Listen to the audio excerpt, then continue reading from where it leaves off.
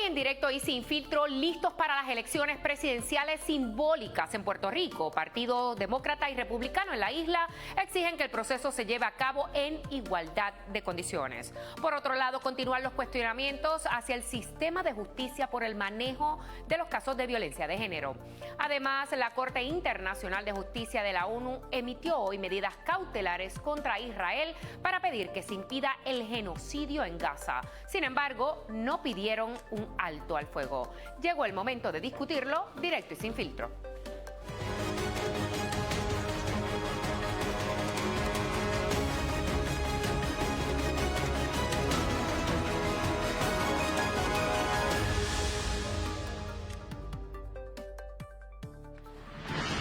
Muy buenas tardes, Puerto Rico. Bienvenidos a Directo y Sin Filtro. Soy Limari Suárez y queremos recordarles a todos ustedes que también nos pueden sintonizar en vivo a través de nuestra página de Facebook y seguirnos en Instagram. Allí nos consigues como Directo y Sin Filtro PR. Como siempre, me acompaña el comentarista Jonathan Lebrón y el licenciado Jorge Santini. Buenas tardes. Llegó el viernes.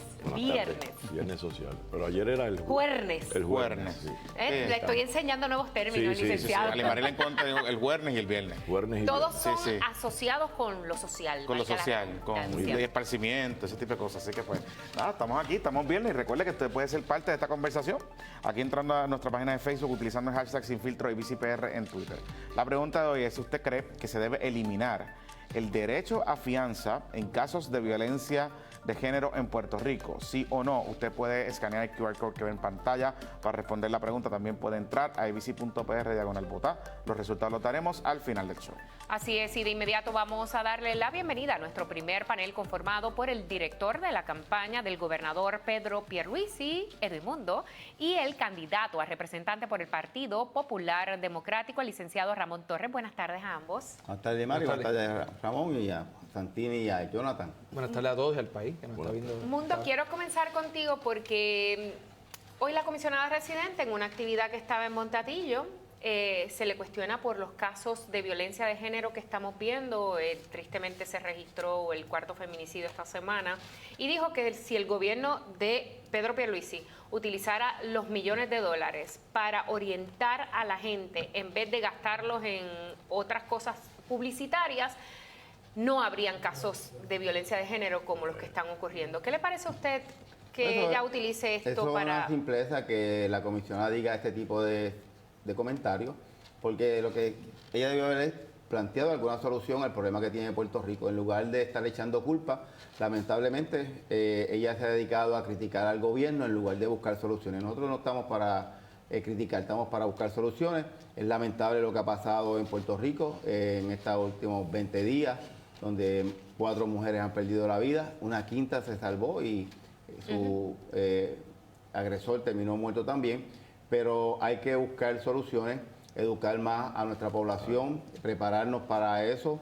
Eso es un problema familiar porque tú tienes que enseñar en tu casa a tus hijos a respetar a los demás, a respetar a las mujeres, y si todos pusiéramos de parte, nada de esto ocurriría. Siempre va a haber problemas. No hay dinero en el mundo que tú puedas ponerlo para remediar este mal que vive Puerto Rico y el mundo entero, porque es un problema social de valores más que otra cosa. Y el comentario de la comisionada pues habla muy mal de su campaña. Yo sé que ella ese tema no lo quiere manejar de ninguna manera, pero hay que enfocarse en lo que hay que enfocarse, en educar a nuestros hijos para que no sean violentos, no ataquen a su esposa para después tener que pedir perdón. Pero digamos, más allá de la cosa publicitaria, la realidad es que hay un estado de emergencia que cumple 3 años en esta administración por el tema de violencia de género. Y de hecho se han planteado que se han destinado algunos dineros y algunas organizaciones... 14 millones de dólares. Pero han cuestionado en qué se ha utilizado esos 14 millones, cuál ha sido el efecto sobre la utilización de esos 14 millones para atender el problema. Tienes que entender, Jonathan, dije, esto es un programa educativo, más que otra cosa. No podemos en 6 meses remediar. Yo sé que Matria y un grupo de mujeres han estado trabajando con esto, el grupo PARE, que el gobernador creó fuera de líneas partidistas para que atendieran el problema. Pero vuelvo y repito, los que nacieron hace 3 años o están en la escuela elemental no están tienen ese problema. Son mayores de edad. Hemos visto matrimonios de 18, 25 años que al final de su matrimonio terminan en esta situación. Eso ya no los podemos educar. Tenemos que entonces bregar con asuntos puntuales para cuando estas cosas pasan, enviar un mensaje. Pero un hombre que se mete a la casa de una mujer, mata a ella, mata a su mamá, mata a su hermano.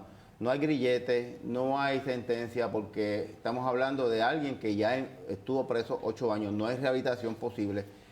Son problemas bien serios que, vuelvo y repito, tenemos que atacar en su raíz, no el problema del momento. Licenciado Ramón Torres, quiero incluir al licenciado Ramón Torres en la conversación porque usted postula en los tribunales de Puerto Rico y me parece, o sea, quiero preguntarle si es que está faltando el sentido de sensatez en la judicatura, si no hay el temperamento, los jueces no tienen el temperamento suficiente como para poder hacer un análisis antes de emitir un dictamen en una orden de protección. ¿Qué es lo que usted está viendo día a día? Le pregunto. Mira, lejos de querer resolver el problema solamente en unos minutos aquí que tengo, me parece a mí que los jueces tienen que a corto y a largo plazo tener 2 tipos de estrategias. Y el país debe tener 2 tipos de estrategias. La primera a corto plazo es que esos casos que se lleven se traten con sensibilidad, se vea el expediente completo. En este caso, evidentemente, en el día de hoy supimos que en el informe de PESAC existía la información de que este señor había sido reincidente y que llevaba un grillete y que no se le impuso el grillete. Claro, el derecho rogado le correspondía al fiscal hacer su trabajo y soy bien enfático en eso. Aquí el único responsable fue el que mató, pero estoy seguro que la judicatura, la fiscalía, la policía tienen un grado de negligencia. Y por otro lado, el juez también tenía que tener la sensibilidad de buscar en ese informe. No todos los jueces son iguales. No, estoy seguro que no podemos juzgar a esta juez por un mal momento. Probablemente una buena juez, no la conozco, pero esta situación surgió. ¿Qué tenemos que hacer? Que se investigue y que haya consecuencias. En la medida en que esto no tenga consecuencias... ¿Hubo consecuencias en el caso de Andrea Ruiz Costa? No ¿Hubo consecuencias en el caso de los otros días de Keishla, me parece que era que se llamaba? Pues entonces, si no hay consecuencias... Mira, y aquí lo tomo donde lo dejo... ¿Desde la rama judicial? Aquí lo tomo donde lo dejó Edwin. Aquí se trabaja de 2 formas. Con educación para que a largo plazo no vuelva a suceder, pero con consecuencias para que a corto plazo esto se elimine. Y no podemos pretender que de la noche a la mañana acabar con un problema que nos ha tomado 20, 25, 30 años llegar donde estamos. No podemos poner una curita a una puñalada.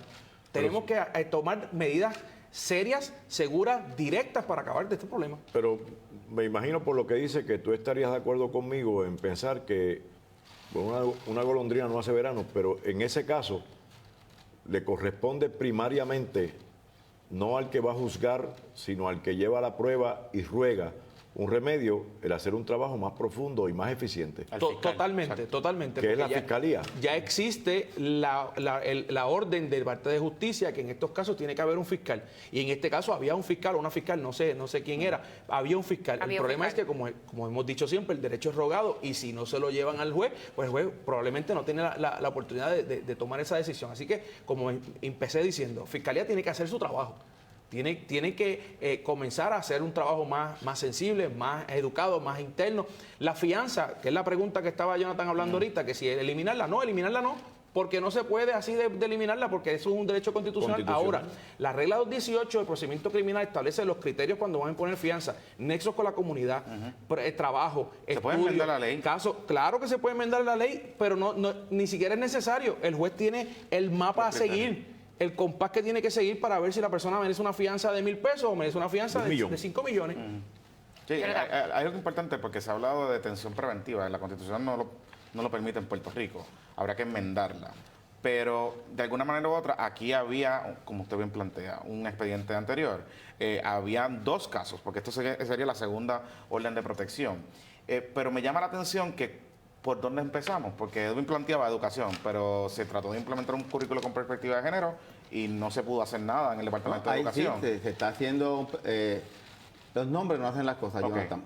Hay un proyecto de educación de equidad. Pero se empezó ya a implementar. Se está implementando en el departamento. Lo que pasa es que, pues repito, los nombres no hacen las cosas. Hay que trabajar, toma tiempo. Pero el Departamento de Educación y el gobierno está a través del departamento y con sus maestros preparándolos, educándolos, porque tampoco puede enviar a que todo el mundo hable desde perspectiva de género, ética, equidad, lo que sea, desde su librito personal. Claro. Porque todo el mundo tiene un libro personal de qué tú crees que es lo mejor para Puerto Rico. Hay que darle un currículo con unos detalles, con unos parámetros para que puedan hablar del tema.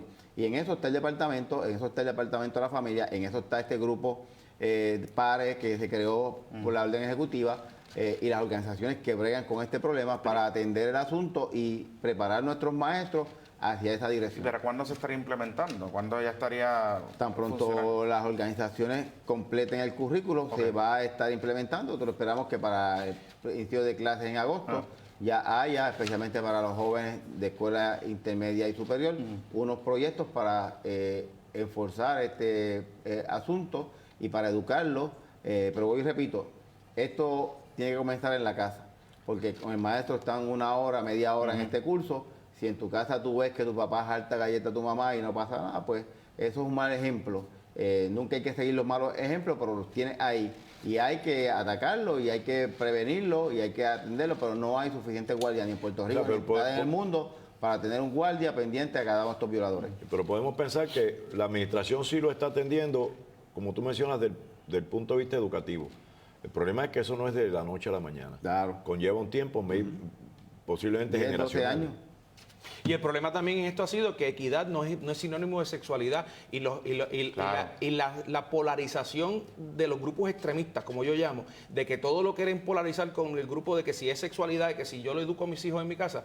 La equidad significa que tanto los niños como las niñas tienen la misma oportunidad y pueden hacer lo que ellos quieran. Así como yo se lo defino Más a mi hija. respeto y más respeto, respeto a todo el empatía, mundo, ciertamente. Así como yo se lo defino a mi hija de 8 años. Y la realidad es que si eso lo hacemos desde la casa, como dice Edwin, pero lo reforzamos en las escuelas, lo reforzamos en las comunidades, en los grupos que todos, en el trabajo, en todos lados, pues vamos a tener una mejor sociedad, pero eso toma tiempo. Eso toma una generación, 10, 15 años en llegar. En el camino, a corto plazo, como mencioné, hay que trabajar con las herramientas que tenemos dentro del Lo que procedimiento criminal. implicaría, te pregunto, o le pregunto a ambos, si para lograr eso, las reformas que se hagan, los programas que se creen, tienen que obligar a los padres a estar en el proceso educativo, no que el niño llegue, el padre estuvo o no estuvo atendiendo al niño, si fue a la escuela o no. ¿Piensan ustedes que lo que se haga, lo que se cree, el protocolo que se establezca, ordene a los padres participar con la escuela, más allá de la educación, de la instrucción en la educación? Sí, pero voy más allá.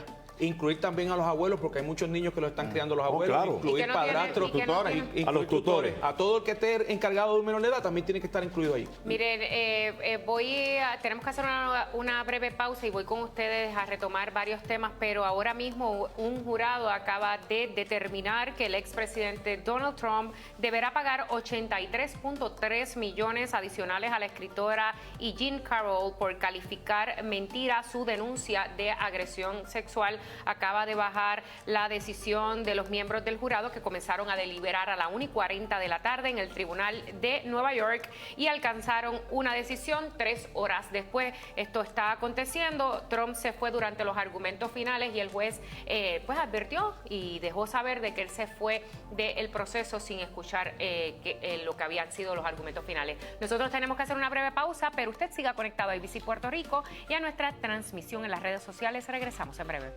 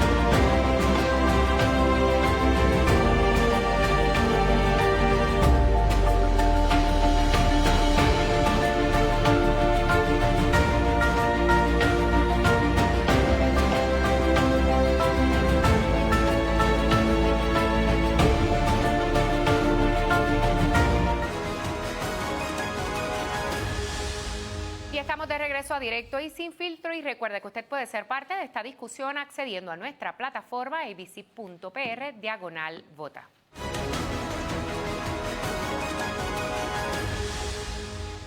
Al comienzo del programa le hicimos una pregunta. ¿Usted cree que se debe eliminar el derecho a la fianza en casos de violencia de género? Recordando que para eliminar el derecho a la fianza en Puerto Rico se tiene que enmendar la Constitución. El 59% entiende que no estaría de acuerdo en eliminar el derecho a la fianza. Un 41% que sí. Usted puede escanear el QR code que ve en pantalla para responder la pregunta o puede entrar a abc.pr/vota. Los resultados los daremos al final del show. Y continuamos con nuestro panel que está conformado por el director de la campaña del gobernador Pedro Pierluisi, Edwin Mundo, y el candidato a representante por el Partido Popular Democrático, Ramón Torres. Y justo antes de la pausa estábamos hablando sobre la determinación de un jurado en un caso civil contra el expresidente Donald Trump, que han encontrado que sí incurrió en difamación de la escritora.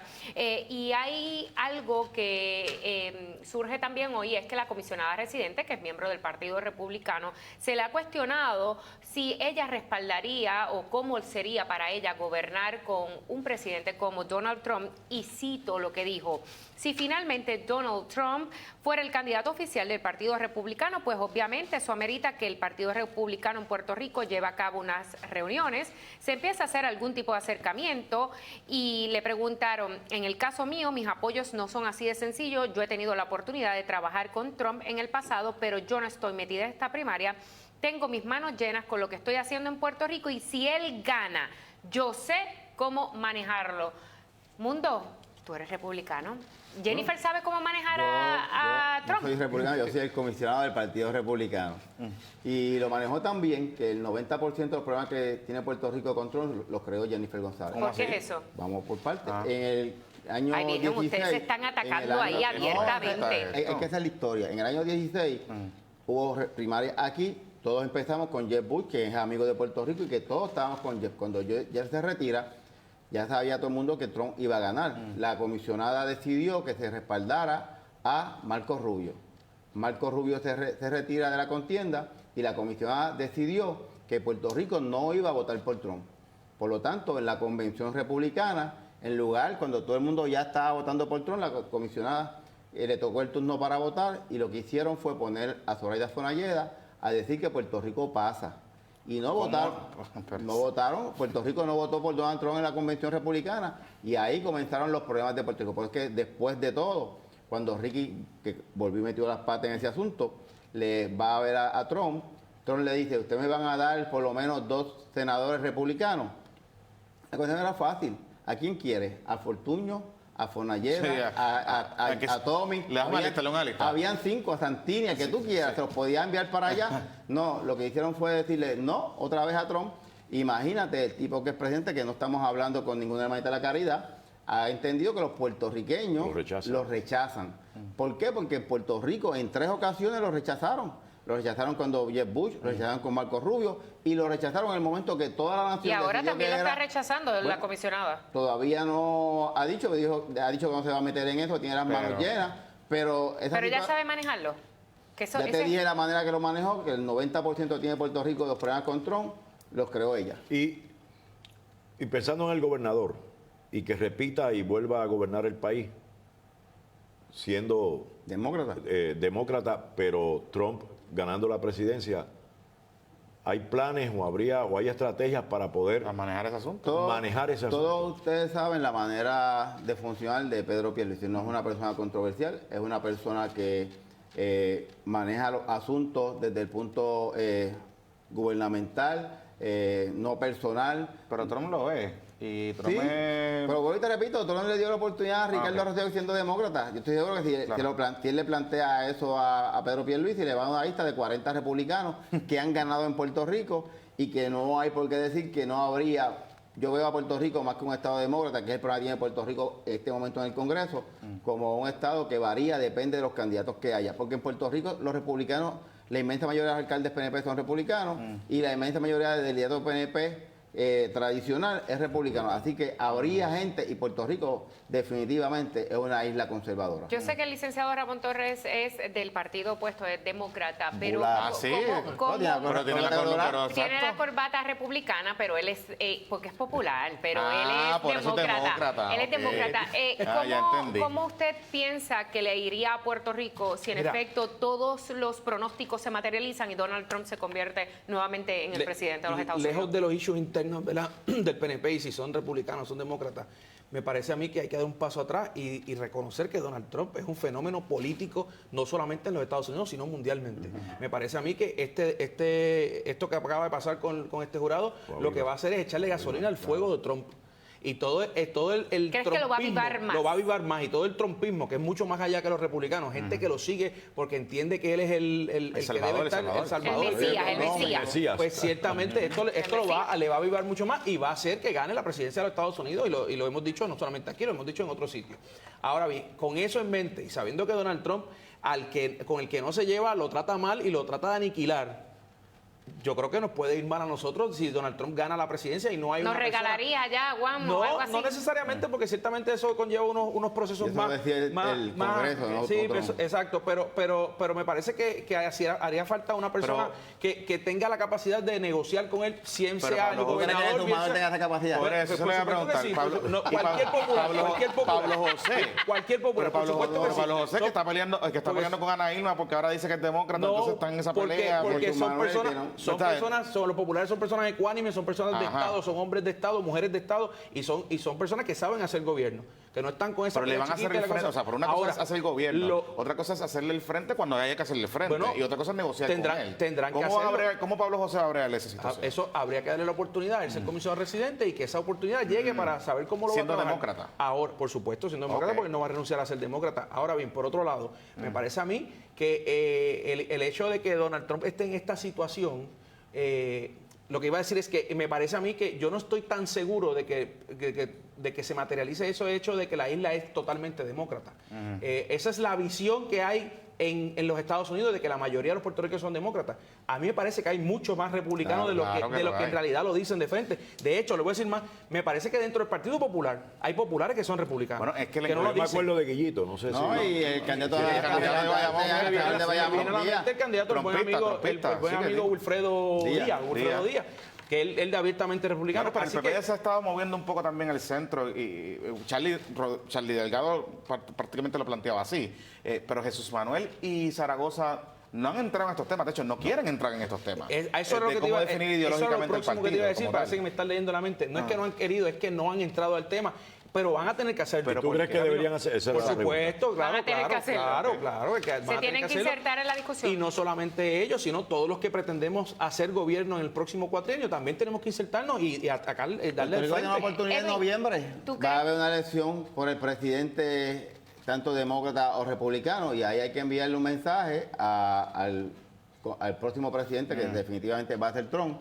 que no estamos tan distantes de él, en el sentido de que hay republicanos que podemos hacer la diferencia, no en este momento para que salga Trump, porque nosotros no vamos a decidir eso, no tenemos asiento en el proceso electoral federal, pero para que él vea y que para que los republicanos vean que Puerto Rico no es un estado full ¿Cuánto va a ¿Y costar crees esa realmente consulta? Y el voto presidencial que hay más? Eso va, de el Puerto 5 de Rico noviembre hay una cuarta papeleta. puede ser simbólica. una herramienta para ese mensaje. Claro, es importante que lo llevemos, y de hecho, a partir del miércoles que viene, le doy la primicia, voy a ser parte de la Comisión Estatal de Elecciones. Ah, ¿sí? Otra vez. Bueno, claro, porque el Partido Republicano y el Partido Demócrata tienen asientos en esta elección Como comisionado. como comisionados para la elección, porque ahí se va a decidir cuántos colegios van a haber, Ok. cuánto va a ser voto ausente, ¿Y quién es el voto comisionado del adelantado. Partido ¿Quién es comisionado? Esto es Joaquín Sánchez. O sea que el PNP va a tener 3 comisionados. Exacto. No, el PNP va a tener su comisionada Vanessa Santo Domingo, y el Partido Republicano me va a tener a mí, y el Partido Demócrata va a Pero tener a usted es Vanessa. PNP y este es Joaquín también. Bueno, Eso es lo pero es dice. que esta es la ley y no la han querido eliminar.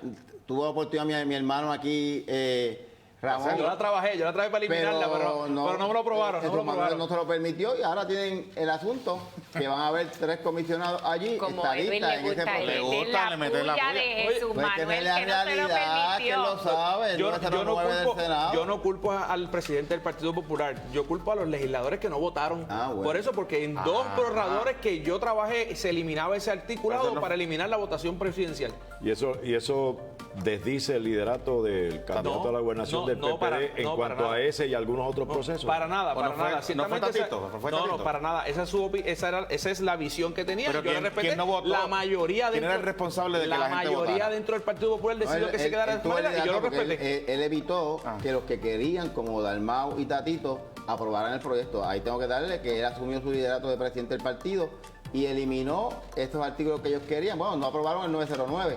Gracias a Jesús Manuel, a partir de miércoles va a estar Vanessa, este servidor Ay, y Héctor Dios Joaquín mío. en Va la a tener comisión a tomando 3 decisiones miembros del Partido Nuevo Progresista en la Comisión Estatal de Elecciones. hasta el 5 de noviembre. Bueno, pero hay que Y en el aclarar, recuento pero hay que también. aclarar una cosa. Hay que aclarar una y cosa. funcionarios de colegio. Pero hay que aclarar una cosa. Ya, rayos, Hay o sea, que van a en la tener mesa de la 200 comisión, solo. en la mesa de la comisión, en los procesos de la elección, los comisionados adicionales del Partido Republicano y Demócrata no tienen voz ni No, voto. te equivocas, porque en No, esta elección no. se va a determinar cuántos colegios van Si a Edwin- haber, cuál va a ser. Bueno, pues Sí, Edwin, eliminen la ley. tendrán su opinión, pero no tienen Les voto pasaron ahí. el rol a los Los populares. votos tienen solamente Vamos. los partidos nacionales, los partidos de aquí. Veremos en el tribunal entonces. Vamos a pasaron estar bien errores pendientes populares. cómo se dilucida esa controversia. Muchísimas gracias Ay, a Dios ambos. Ya la música está sonando porque llegó el momento de hacer una breve pausa, pero al regreso continuamos con más Directo y Sin Filtro.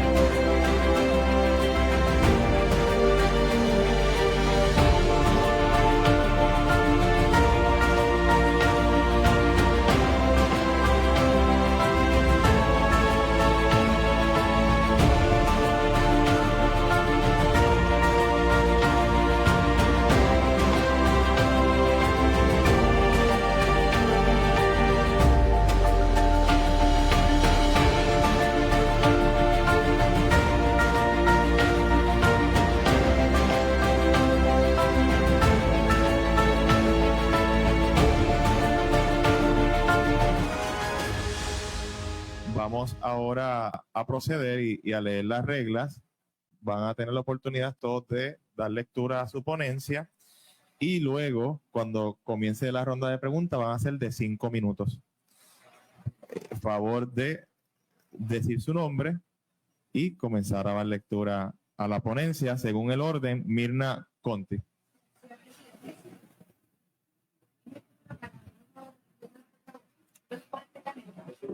Yo como presidente pues estoy determinando 5 minutos. No, la pregunta es si así lo dispone el reglamento. Yo como presidente de la comisión dispongo 5 minutos. No, señor presidente, es que usted no puede ir por encima del reglamento. Si el reglamento dice 10 minutos para los portavoces, usted no puede arbitrariamente... Vamos a comenzar. Señor presidente, está actuando contra el reglamento. Si el reglamento me da a mí el derecho de hablar 5 minutos más, eso no es prerrogativa suya. Vamos a dar lectura, vamos a comenzar a dar lectura a la ponencia. Lo que es el autoritarismo. Y los portavoces por lo general tienen 10 minutos. Quiero aclarar, compañera, de ponentes y los portavoces como corresponde. 10 minutos. Y de regreso a Directo y Sin Filtro. Miren, el pasado es un video que ha sido publicado por la senadora del Partido Independentista puertorriqueño María de Lourdes Santiago y muestra al senador del Partido Popular Democrático Albert Torres en una vista de la comisión que preside, y ustedes ya lo vieron. Para discutir este y otros asuntos, vamos a darle de inmediato la bienvenida a nuestro segundo panel, conformado precisamente por la senadora del Partido Independentista puertorriqueño María de Lourdes Santiago y la portavoz del proyecto Dignidad, Elia Martínez. Buenas tardes a ambas, qué bueno tenerlas aquí en Directo y Sin Filtro. Saludos Buenas tardes, un placer. Senadora, ya el senador Albert entendió cómo es que funciona el reglamento y cuál es el tiempo de los portavoces, porque parecería, obviamente se denotó un desconocimiento del proceso y no es hasta que otro caballero le dice lo que dice el reglamento que entonces le da paso a su argumento. No es solamente un desconocimiento del reglamento de su comisión, ¿no? Es Sí. la actitud de que no me importa y no lo voy a mirar, porque oye, un error lo comete cualquiera. Y a veces un compañero, licenciado Santini sabe cómo alguien puede decir, no, te tocan sí, y luego corrigen, ¿verdad? Y la ironía adicional aquí es que esa vista pública se estaba celebrando porque yo impedí que el proyecto se bajara a votación. Ese proyecto para prorrogar por 2 años la prohibición a los plásticos de un solo uso se iba a ver sin vista pública. Y fue mi moción para que se devolviera a comisión la que provocó eventualmente que se celebrara esta vista. Y es una lástima, ¿no? Yo creo que es posible dirigir una comisión. En mi comisión habla todo el mundo el tiempo que estime necesario, ¿no? Y ese estilo autoritario me parece que es una cosa que denota la vocación de alguna gente de utilizar el pequeñísimo poder que tienen, porque bendito, presidir una comisión para tratar de imponerse sobre la gente que no piensa igual.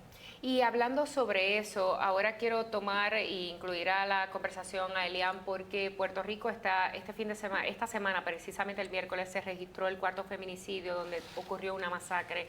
Hoy surge nueva información sobre el Departamento de Justicia, particularmente en la judicatura, el informe que tuvo ante sí la jueza en el caso. Y mi pregunta para usted, Elian, es: como intercesora que ha trabajado muchos casos también de mujeres en situaciones bien complicadas, ¿dónde estamos fallando? ¿Dónde podemos reparar lo roto del sistema? Para nosotros poder atender este problema de una manera correcta, nosotros tenemos que ver los múltiples factores que generan la violencia, no solamente contra la mujer, sino en general. Pero como estamos discutiendo, ¿verdad?, el asunto precisamente de la mujer, son múltiples los factores que hacen que haya violencia contra la mujer. Y nosotros estamos enfocados en una visión muy tubular y reducida. Mientras nosotros no atendamos todos los factores, porque son variados, que generan la violencia contra la mujer, nosotros vamos a seguir resbalando. Por otro lado, nosotros no nos hemos tomado el tiempo de hacer un assessment de los procesos, por ejemplo, en la judicatura, ¿verdad?, en la OAT, en el sistema de la rama judicial. No se ha hecho un assessment de qué es lo que se ha estado implementando, qué es lo que no sirve, que ha demostrado que es un fracaso y que continuamente no ha resuelto nada, eliminarlo e incorporar otros tipos de estrategias. Eso no se hace. Así que mientras no se atienda esto desde una manera múltiple, ¿verdad?, amplia, nosotros vamos a seguir enfrentando este problema, y esta conversación que estamos teniendo aquí la vamos a seguir teniendo cuatrenio tras cuatrenio, porque las verdaderas causas de la violencia y de los errores que hemos tenido a nivel estructural y de sistema de gobierno no los hemos atendido. Yo estaba escuchando la discusión pasada, todo se centra, no, hay que enseñar únicamente esto otro. Eso no es suficiente para trabajar con la violencia que existe contra la mujer. Usted mismo lo menciona. Es un elemento, pero no es suficiente. Distintos factores, pero se han enfocado en los últimos, incluyendo la senadora Joan Rodríguez Bebe, de que el currículo con perspectiva de género no resolvería este asunto.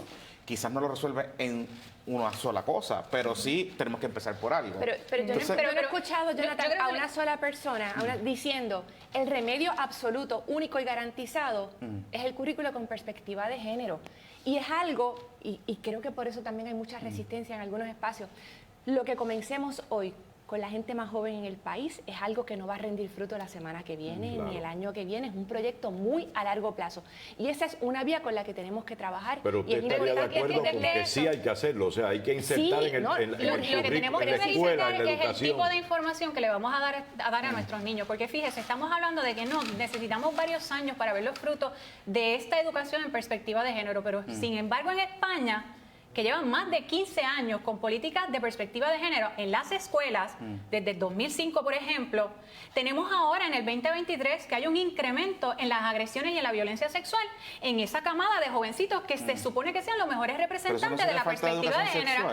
No, la agresión sexual y violencia sexual es parte de lo que toca y abarca la violencia contra la mujer. No es educación sexual. Así que yo creo que tenemos que ver si esta educación, que en otros países ha resultado ser un fracaso inefectiva, nosotros queremos implementarlas aquí cuando tenemos evidencia de que en otros países llevan más de 10 años implementadas y no ha resultado. Pero es que desde el 2006 se viene planteando algún tipo de componente con currículum con perspectiva de género y han habido grupos que siempre tratan de si la violencia contra la mujer fuera únicamente sobre el tema de género y ¿verdad? Todo lo que abarca el tema de género, porque ese fenómeno conceptual abarca un sinnúmero de vertientes para empezar. Si eso fuera suficiente, pues incluso eso sería inefectivo. Y te digo por qué. Porque eso no es lo único que genera violencia contra la mujer. Hay otros factores, como por ejemplo el uso de drogas. Nadie ha reclamado que la violencia de género sea el remedio único, pero no logro comprender cuál es el daño de enseñarle a los niños y niñas desde pequeños que todos y todas tenemos el mismo valor, que aquí ha habido unas estructuras que han privilegiado a un género sobre otro, porque yo creo que difícilmente se puede negar.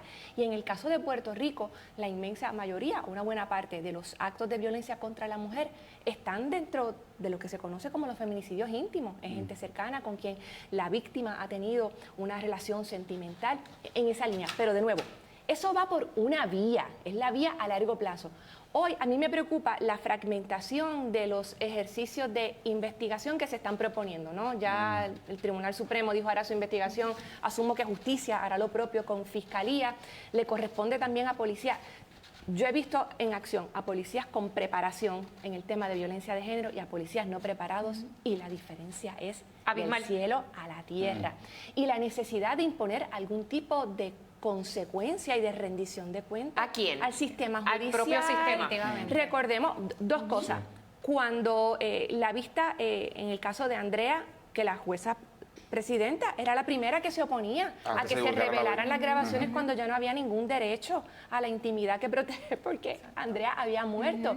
Y las expresiones del presidente de la Asociación de la Judicatura echándole la culpa a una de las víctimas porque no había tomado ciertas medidas de seguridad. Ese fue el caso de hace 2 meses atrás. Deplorable, deplorable. Y esa es la judicatura, que por alguna razón se percibe como una rama de gobierno que está fuera del escrutinio público, se siente, fuera de la rendición. ¿Y qué podemos hacer para que la rama judicial, por ejemplo, tomando ese pie forzado de la senadora Santiago, no siga operando con ese manto de intocable, de que a ellos no se les puede fiscalizar, de que a ellos sus decisiones son finales y firmes y son inequívocas? ¿Qué podemos hacer? Mira, yo quiero hacer una nota, ¿verdad?, en relación a ese comentario que plantea la senadora, y es que nosotros llevamos desde el 1999 educando sobre género a la judicatura y al sistema de la rama judicial desde 1999.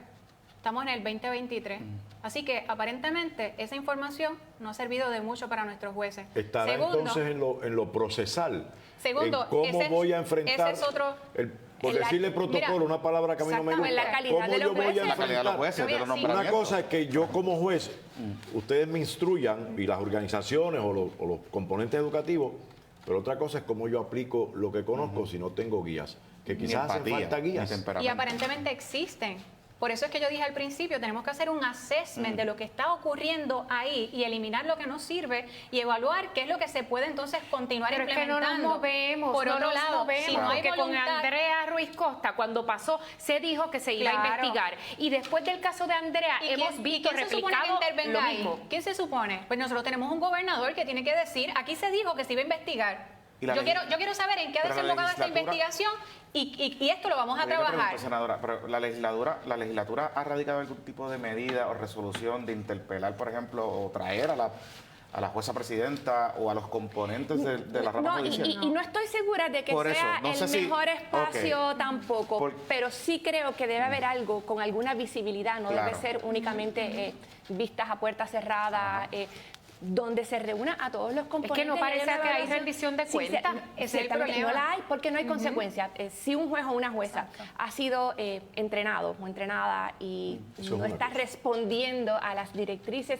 tiene que haber una responsabilidad Claro. de la... Exactamente. Pero aquí hay una tendencia, el instinto de conservación institucional, porque las primeras reacciones tanto de Fiscalía como del Tribunal Supremo fueron, no, la culpa es tuya, la culpa Sí, es tuya. sí. Cuando se ha demostrado que aquí se pudo haber hecho más, mira, por ejemplo, el tema de la reincidencia. Uno entra a consulta de casos, que eso está accesible en cualquier teléfono, pones el nombre Wilfredo Santiago Figueroa y te aparecen salido. 11 registros. Sí, sí. A mí me toma un minuto hacerlo. Ujú. Y- O sea, eso es inexcusable. Hay- Eso es algo que se puede trabajar, aparentemente eso se ha dejado descuidado, Claro. enseñar a nuestros jueces y también a los fiscales cuáles son los elementos de letalidad y si hay un patrón, si hay unos elementos, una repetición, eso debe de ser considerado por estos funcionarios al momento de darle una protección a la víctima. Hay una discusión que obviamente este tipo de situación, le pregunto a ambas si, porque se está empezando a traer, nosotros tenemos una pregunta hoy sobre modificar la fianza, pero también se ha hablado de detención preventiva. Nuestra Constitución lo prohíbe y está expresamente establecido. Sin embargo, hay reglas de procedimiento criminal. Particularmente nos planteaba el licenciado Torres la regla 218, que le da una guía específica a los jueces. Y donde se debe considerar la peligrosidad. Exacto. Entonces, Y no sé si por ahí o enmendarla o reexaminar esta regla de nuevo Pero es que para yo- limitar esa Pero situación. es que leyendo las reglas, a mí me parece un instrumento Ok. más que suficiente. Puede ser por Entonces, ¿y que peligrosidad. no las están leyendo? Pues habría Están que... aplicando. El adiestramiento Sí, puede que exacto. sea inefectivo, además de que hay que hacer una evaluación sobre esos jueces que no están cumpliendo Pues, con lo establecido. pues es lo que- Jueces y removerlo. fiscales, me imagino Sí, yo. exacto. Y entonces que haya algún tipo de consecuencia, plantean ustedes, porque si yo tengo en blanco y negro el checklist, como dicen, el listado de la cosas regla, lo que hay que hacer, no los lo elementos. hago. Y, Sí. y- Es y que yo en tengo cualquier ¿de qué empleo, vale? en cualquier empleo por ahí, una persona que no cumple con sus funciones y tiene una ejecutoria pobre o que ha provocado daños a la empresa o que ha provocado pérdidas de Lo vida, despiden. ¿qué es lo que hacen? Se despiden. Yo Pues tengo entonces mis tenemos que reservas hacer una también evaluación. con la forma de asignación de casos a los fiscales. Ok. Una fiscal llega por la mañana a las 8 a la oficina y tiene la pila de expedientes de los casos que va a ver.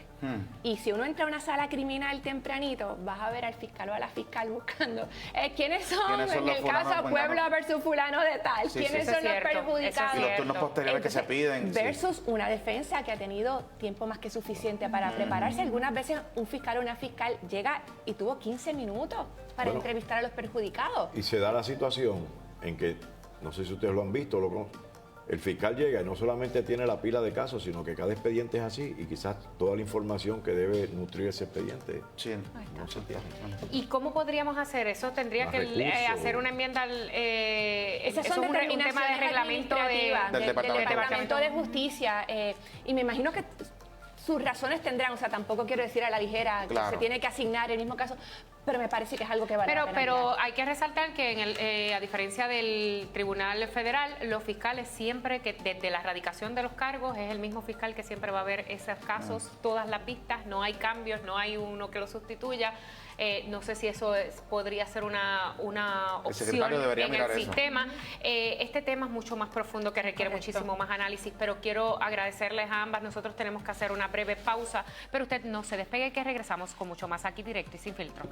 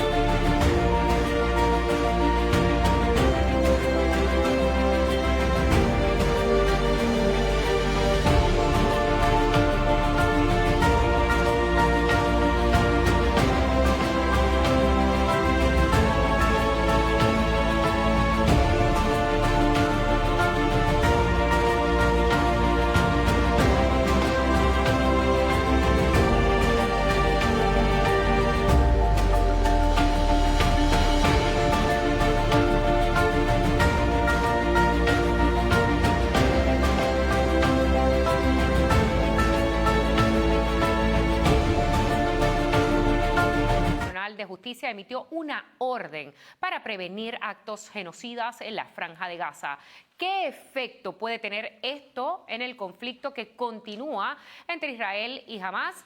Para analizarlo, recibimos al experto en asuntos internacionales, el profesor José Rivera. Buenas tardes, gracias por estar aquí. Claro que sí, gracias a ustedes por invitarme y un placer ver al licenciado Santini, que hace tiempo no lo veía. Sí. ¿Tendrá efecto esta decisión de la Corte en lo que está aconteciendo, en que baje la guerra o realmente no?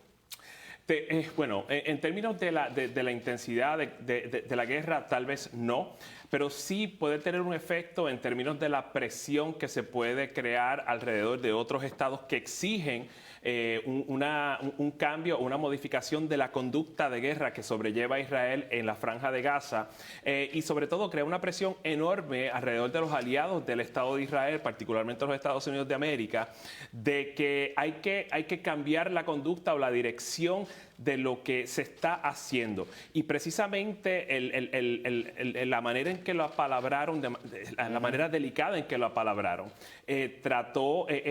crea conciencia de los límites que tiene la Corte Internacional de Justicia en términos de hacer que ese dictamen se cumpla. Sí, como navegan una línea bien fina entre la soberanía del Estado de Israel y de cómo defenderse, ese tipo de cosas.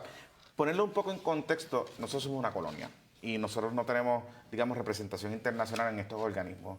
¿Cómo le explicamos al país qué es lo que pasa en una Corte Internacional de Justicia y cómo se obliga a otro Estado a cumplir con una determinación de ese tribunal?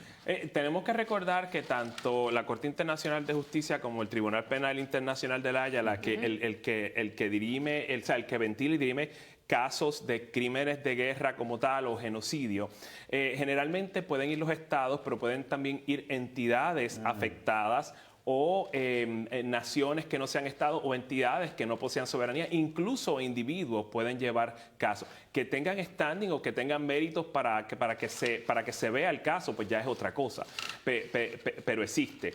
Y en este caso, la República de Sudáfrica es el que lleva el caso, lo cual es sumamente interesante porque es como una especie de viraje a la relación que ha existido entre Israel y África del Sur.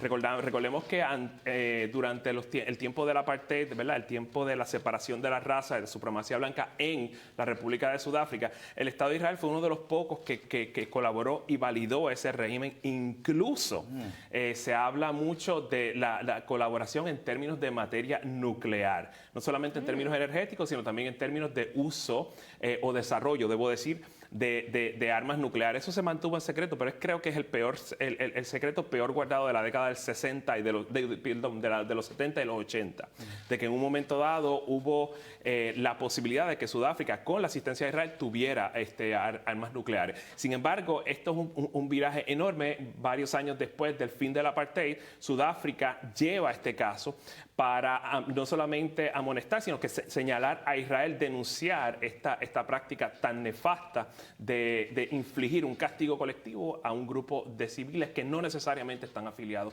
a Hamás. ¿Podría esta manifestación, esta actuación debe influir, como usted dijo, en aliados o en países alrededor? Pero podría influir en el propio Israel, porque yo he escuchado que desde el 7 de octubre que empezó esto, que se acusaba que de Gaza pues invadieron y cogieron rehenes, como que ha ido cambiando y el propio Netanyahu tiene problemas con su gente en Israel. ¿Podría esto reforzar ponerle más presión, esa presión de los israelitas con respecto al gobierno? La respuesta corta, licenciado, es sí. Y de hecho ya ha empezado a insertarse el comentario presentando la duda de que si lo que se está haciendo en Gaza está bien hecho. No solamente por la decisión, sino que desde hace mucho tiempo, y creo que lo había mencionado en una anterior edición de este programa, de que el Estado de Israel y sus agencias de inteligencia son muy capaces de hacer operativos que específicamente buscan neutralizar a aquellos responsables por la militancia, los ataques que se hicieron, incluso, ¿verdad?, actos terroristas, como lo hicieron en el Líbano, en Beirut, que mataron al segundo en mando de Hamas. Pero es también el hecho de que ya, y lo mencionó el periodista británico Mehdi Hassan, de que ya los programas de comentario en Israel, como este que estamos haciendo ahora, están empezando a cuestionar y a sembrar la duda sobre, primero, la propaganda que justifica el acto dramático de Israel de penetrar en Gaza y empezar a bombardear sistemática y discriminadamente a objetivos civiles con el fin de tratar de neutralizar el liderato y los militantes de Hamas. Es como un enough is enough, o sea, ¿sí? Tú repeles un acto de Hamas, pero como que se le ha ido la cuchara fuera de la sopa. Y no olvidemos que Netanyahu estaba ahí en el borde, ahí en un liderato bien débil, y que fue esta guerra la que prácticamente lo reavivó o que lo sitió en lo que es el liderato de Israel. ¿Esto puede haber algún movimiento para crear cambios políticos dentro de Israel, esta determinación de la Corte Internacional? Sí, no van a venir de manera inmediata, no van a venir inmediatamente. Pero, y también lo hemos señalado aquí, y tú misma lo mencionaste, Alimari, existe... Cuando todo esto empezó, evidentemente la figura y la sobrevivencia política de Netanyahu tuvo un pequeño respiro. Pero hay una crisis política que distrajo al aparato de seguridad, al aparato de inteligencia, y se permitió que esto sucediera. O sea, que lo que lo subió un poco lo puede derrumbar. Claro que sí, o terminar de derrumbar. Y esto se va a acabar eventualmente, esperemos más pronto que tarde, pero definitivamente en un momento dado el pueblo israelí, la ciudadanía diversa que existe allí, va a vertir la mirada hacia Netanyahu y le va a pedir rendición de cuentas sobre lo que hizo, lo que no se hizo, y evidentemente qué es lo que viene después. Estaremos muy pendientes de ese desarrollo allá en el Oriente. Muchísimas gracias, profesor. Es momento de hacer una breve pausa, pero usted no se despegue, que al volver revelaremos los resultados de nuestra encuesta #SinFiltro ABCPR. Regresamos en breve. El arreglo personal de Limari Suárez está a cargo de Said Concept.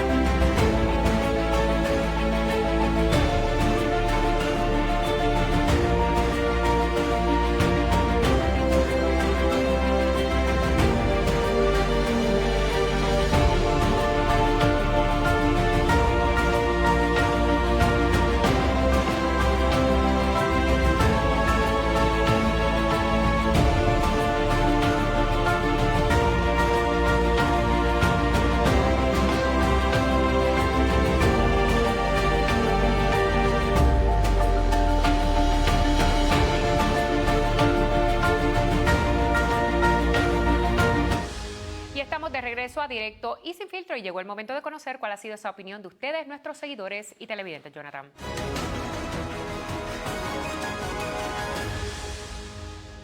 Le hicimos una pregunta al principio del programa, si usted cree que se debe eliminar el derecho a la fianza en casos de violencia de género en Puerto Rico. 64% ha dicho que no, un 36% que sí. Esto es consistente con lo que el país, cuando se le ha consultado enmendar la Constitución para limitar el derecho a la fianza o eliminarlo, siempre ha rechazado esas consultas. De hecho, se le ha preguntado 3 veces ya y nunca se aprueba. Y recordemos que la fianza es para que usted comparezca, no es un castigo previo, así que agradecida por que hayan participado en nuestro sondeo. Llegamos al final de esta edición y como siempre agradecida de mi compañero Jonathan Lebrón y al licenciado Jorge Santini, que lo sacamos del retiro, que nos acompañó durante esta semana. A ustedes lo esperamos el próximo lunes a las 6 de la tarde por aquí por ABC Puerto Rico. Que tengan excelente fin de semana. Chao.